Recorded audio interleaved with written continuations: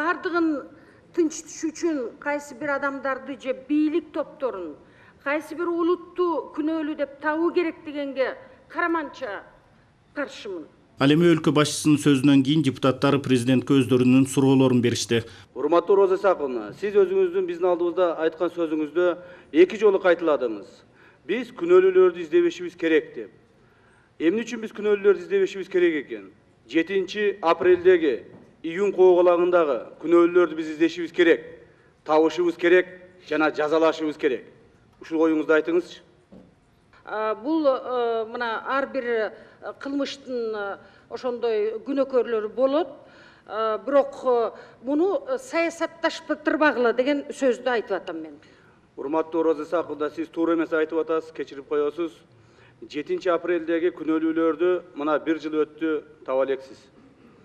Июнь айында күнөөлүүлөрдү 1 жыл өттү, таба элексиз. Бирөөсүн дагы жазасын бере элексиз. Ошондуктан сиздин бул айтканыңызды мен туура эмес деп эсептейм. Кечиресиз. Эми бул жерде карап отурсак, эч ким күнөөлүү эмес болуп, сүттөн ак баарысы. Ошон үчүн сиз баятан бери өзүңүздүн заявленияңызда депутаттарды кызуукандуулукка алдырбагыла дегендей акыл насаат сөзүңүздү угалы деп сизден бир жеме угалы деп бир чакырган жок элек да.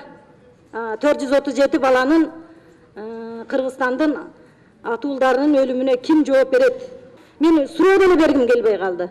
Жооп бергиңиз келсе жооп бериңиз. Ким күнөөлүү? Бирок депутат Камила Талиева берген суроосу жоопсуз калды.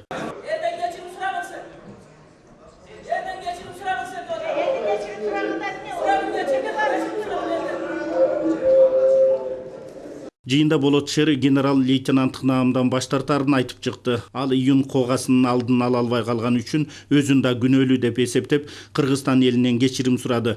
Мен Ош Жалал Абадтагы курман болгон 447 адамдын тууган туушканынан кечирим сурайм. 2000ге жакын жарадар болгондордун тууган туушканынан кечирим сурайм. Мен Кыргыз элинен кечирим сурайм. Мындан сырткары депутаттык мандаттан баш тартаарын Атамекен партиясынан чыгарын жарыялады.